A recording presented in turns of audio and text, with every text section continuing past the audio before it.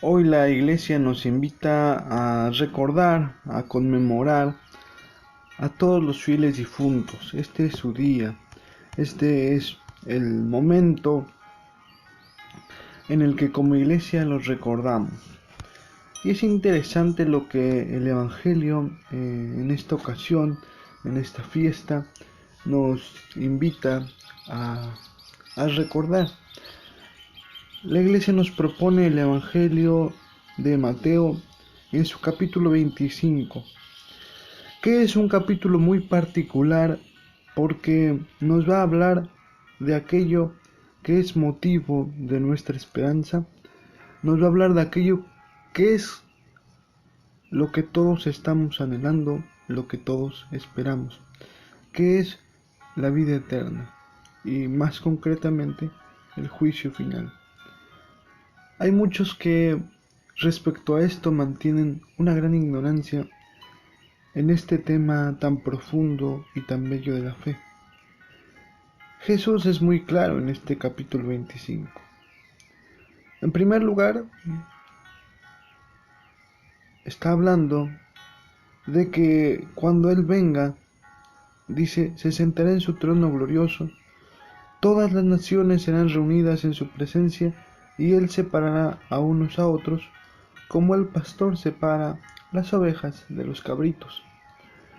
Y pondrá a unos a su derecha, a otros a su izquierda, a su derecha a los benditos que reciben herencia el reino de Dios, y a la izquierda a todos aquellos que no son dignos de él. Esto es muy importante descubrirlo porque hay muchos que dicen, bueno, para mí el juicio final es cuando la persona muere. Y ya ahí ya se decide a dónde se va. Otros dicen, no, para mí no existe ni siquiera el juicio final. Y otros más dicen, para mí ni siquiera existe Dios. Ahora bien, es interesante cuál va a ser el modo en el que ese juicio va a separar a los buenos de los malos. El modo en que esta separación se va a llevar a cabo no es otra más que la caridad. Dice, tuve hambre, me dieron de comer, tuve sed, me dieron de beber, estaba de paso, me alojaron, desnudo y me vistieron, enfermo y me visitaron, preso y me vinieron a ver. Este mandamiento de la caridad, el mandamiento del amor que Él nos deja, es, en última instancia, lo que va a determinar nuestro ingreso o nuestro rechazo al reino de los cielos. Y esto es muy importante saberlo porque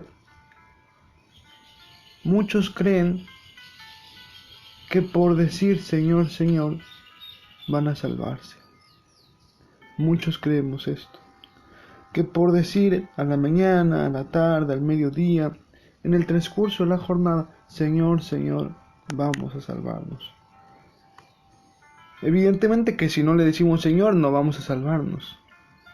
Pero el decirle Señor, Señor, no es garantía. Hay que romper con las cuatro paredes que nos rodean y aprender a mirar más allá de nuestra casa. Lo que Jesús pone no es un ideal utópico que a ver quién es el santo que lo logra cumplir. No, no, no, no. Miremos a nuestro alrededor y seguro que alguno va a tener hambre. Démosle de comer.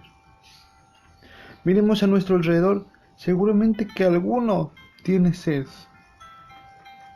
Acerquémosle un vaso de agua. No se trata de el asistencialismo absurdo de decir, bueno, voy a tomar a esta persona como mi hijo, como mi empleado, como mi ahijado y le voy a dar de comer toda la vida. No, no, no, no. Pero tal vez hay alguien que tiene una necesidad. No se trata de llevar galones de agua al desierto del Sahara, no. Pero tal vez la persona que trabaja frente a mi hogar, frente a mi trabajo, necesita un vaso de agua. O tal vez simplemente cuando estamos comiendo, podemos, al momento de servirnos agua, ofrecer servirle agua también a los otros. Cuando estaba de paso y me alojaron, esto es muy interesante. Si miramos a nivel global, hay un flujo migratorio por todos lados de quienes necesitan, por diversos motivos, cambiar su lugar de residencia. Y es un problema muy grande, de difícil solución, incluso con posturas encontradas, algunos que no quieren que migren, otros que sí, otros que promueven con objetivos maliciosos que emigren, en fin. Pero evidentemente que eso escapa muchas veces a nuestras posibilidades.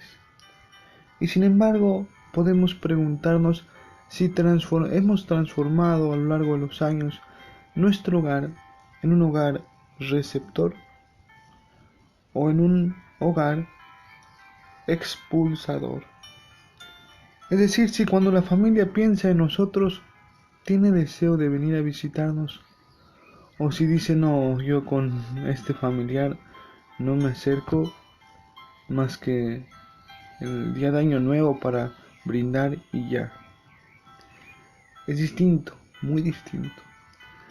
Porque cuando como familia nos transformamos en un hogar receptor, en un hogar que disfruta ser visitado,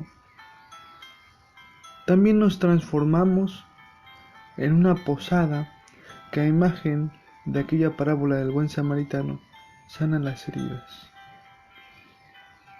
Porque la familia que recibe va a recibir al sobrino, va a recibir al hermano, va a recibir al cuñado. Y en esa medida también esta gente, que todos llevamos tal vez alguna herida, va a poder sanar esa herida en el clima familiar que se le ofrece. Viene a mi mente cuando alguien necesita estudiar y cambiar de residencia, qué bonito que si va a estudiar en nuestra ciudad pueda encontrar una cama en nuestra casa. O cuando alguien tiene que cambiar de trabajo y mudarse hacia donde vivimos, qué bello que pueda tener un lugar. No es necesario poner pues un hotel para albergar a todos los que van de paso. Pero qué tal invitar a aquellos que son parte de nuestra familia a compartir un día con nosotros, a acogerlos en nuestra casa y volvernos partícipes de sus dolores, de sus dificultades y hacerlos partícipes, ¿por qué no?, de nuestras alegrías. Dice, desnudo y me vistieron. Esto es algo muy interesante. Cuando la gente desea hacer una verdadera caridad, el Papa Francisco lo decía hace unos meses atrás, debe mirar a los ojos. Una caridad que no mire a los ojos es una caridad falsa, totalmente falsa. Una caridad que no sepa dar una sonrisa en el momento en el que la está ejerciendo es una caridad mediocre. Evidentemente que siempre vamos a encontrar a alguien que necesite una prenda. Regalémosela, pero regalémosle también nuestra amistad. Regalémosle también nuestra fe en Jesús. Enseñémosle a rezar, enseñémosle a leer la Biblia. San Pablo en sus cartas habla del combate de la fe y dice, revístanse de la coraza, pónganse el casco, tomen la espada, es decir, vístanse. De modo que este desnudo no se está refiriendo solamente a aquel que le falta una cobija, una frazada. Sí, evidentemente que se refiere a ellos, y si lo tenemos hay que darlo, porque escuchaba hace poco un dicho: tenerlo y no darlo es robarlo.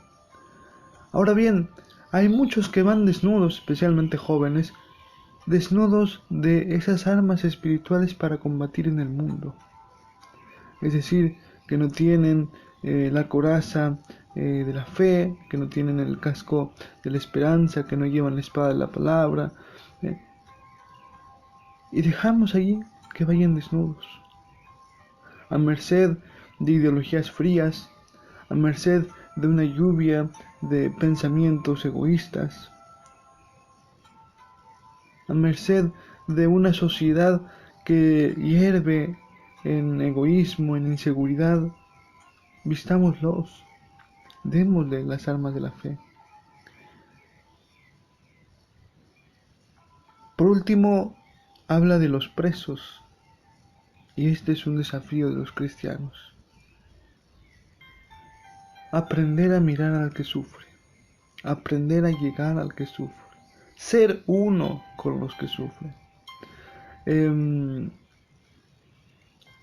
Hay una canción popular mexicana, ya algo antigua, que dice: ¿cuántos millonarios quisieran vivir mi vida para cantarla a la pobreza sin sentir ningún dolor? Esta estrofa siempre me ha impactado de modo muy fuerte. Jamás se debe de perder ese corazón abierto, sencillo, entregado, que permita mirar al pobre a los ojos sin bajar la mirada, sosteniéndole la mirada y sonreírle. Soy uno de los tuyos, soy como tú, estoy contigo. Y de un modo particular esto se hace fuerte cuando tenemos que visitar a los presos, pero también a los pecadores en general. O sea, los presos, algunos evidentemente que por nuestros malos sistemas de justicia son inocentes, eso es cierto, pero hay muchos que son culpables, y también ellos merecen nuestra caridad, porque en nuestra caridad se va a manifestar el amor de Dios. Y no solamente con los presos. ¿Cuántos en nuestra vida tienen una situación muy concreta de pecado, evidente para todos, y por la cual todos levantan la mano y lo señalan con el dedo? ¿Cuál debe ser nuestra actitud? Evidentemente no callar el pecado, también tendremos que decirlo, pero desde una actitud más misericordia. Esto es visitar al preso, al que está preso de su pecado, al que está preso de su vicio, al que está preso de su miedo, al que está preso de la indiferencia ante lo que pasa, al que está preso de una virtualidad que lo enajena en la realidad. Hay que llegar hasta esos presos. Hay que saber liberarlos con la luz del Evangelio. Vaya, también este Evangelio nos va a recordar que hay una iglesia peregrina, que somos nosotros, a la cual habla Jesús. Que hay una iglesia purgante, que es la que está pagando hoy por hoy sus culpas en el purgatorio, por la cual tenemos que rezar para que Dios le conceda llegar más pronto al cielo. Y que hay una iglesia santa. La iglesia que recordábamos ayer en la solemnidad de todos los santos, que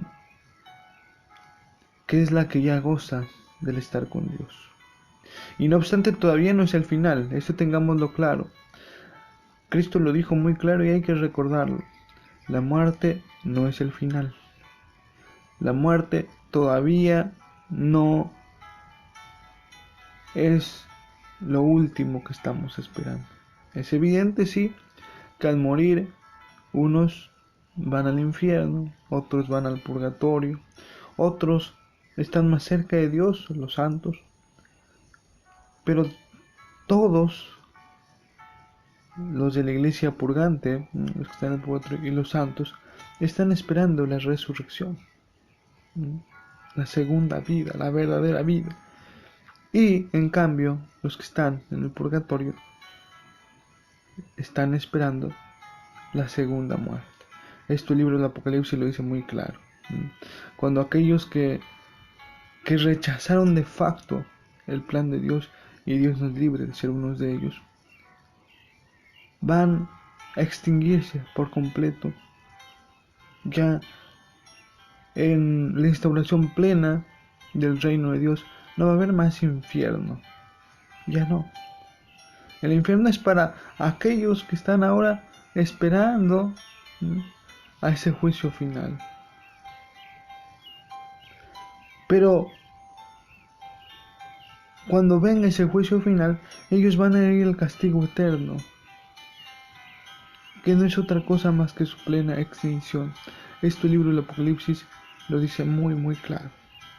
Entonces todavía falta mucho por llegar a ese momento, porque tenemos que morir, tiene que venir el juicio final, y de allí tendremos que llegar recién a esa plenitud del reino de Dios.